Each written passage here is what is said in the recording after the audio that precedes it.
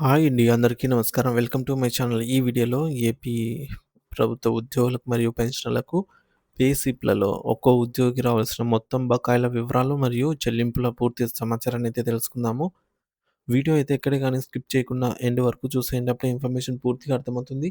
అలాగే వీడియో చూస్తున్న ప్రతి ఒక్కరు వీడియోకి లైక్ చేయండి ఫ్రెండ్స్. ఈ వీడియోని తోటి ఉద్యోగ పెన్షనర్ మిత్రులతో అయితే షేర్ చేయండి. కొత్తగా చూస్తున్నవారు ఇంకా ఎవరైనా మన ఛానల్‌ని సబ్స్క్రైబ్ చేసుకున్నట్లయితే వెంటనే మన ఛానల్‌ని సబ్స్క్రైబ్ చేసుకోండి. సో, దీని ద్వారా నేను చేసే లేటెస్ట్ వీడియోస్ అన్నీ మీ వరకు రీచ్ అవుతాయి. ఇక ఆలస్యం చేయకుండా వివరాల్లోకైతే వెళ్ళిపోదాము.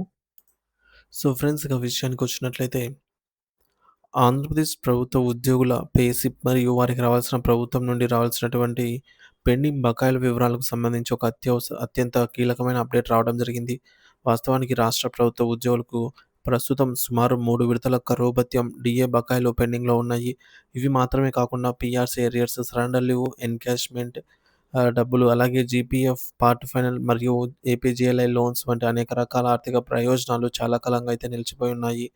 ఈ బకాయిలన్నిటిని ఒకసారి లెక్క కడితే ఒక్కొక్క ఉద్యోగికి వారి బేసిక్ పే స్థాయిని బట్టి దాదాపు 3,00,000-4,00,000 వరకు ప్రభుత్వం బాకీ పడింది. ఇక జీవితాంతం సేవ చేసి విశ్రాంతి తీసుకుంటున్నటువంటి పెన్షనర్ల పరిస్థితి చూస్తే వారి గ్రాట్యుటీ మరియు ఇతర బెనిఫిట్స్ కలుపుకొని ఒక్కో పెన్షనర్‌కు 20,00,000 రూపాయలకు పైగానే బకాయిలు రావాల్సి ఉంది.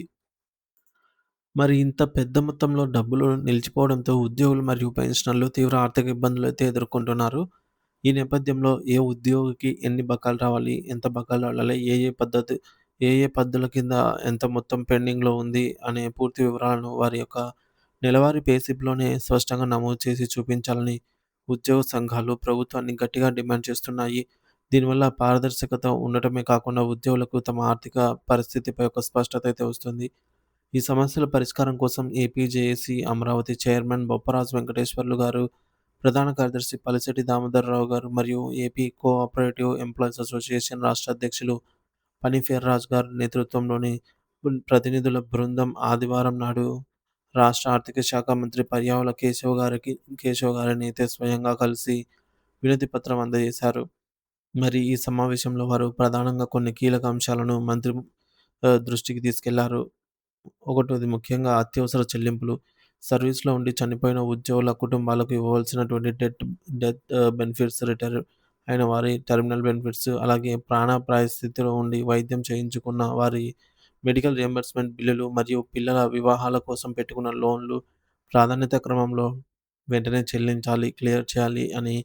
రెండవది మహిళా ఉద్యోగుల సెలవులు. గౌరవ ముఖ్యమంత్రి గారి ఆదేశాల మేరకు మహిళా ఉద్యోగులకు కేటాయించిన చైల్డ్ కేర్ లీవ్స్‌ను వారు రిటైర్ అయ్యే లోపల ఎప్పుడైనా వాడుకునే వెసులుబాటు కల్పిస్తూ వెంటనే అధికారిక ఉత్తర్వులు జారీ చేయాలి అని.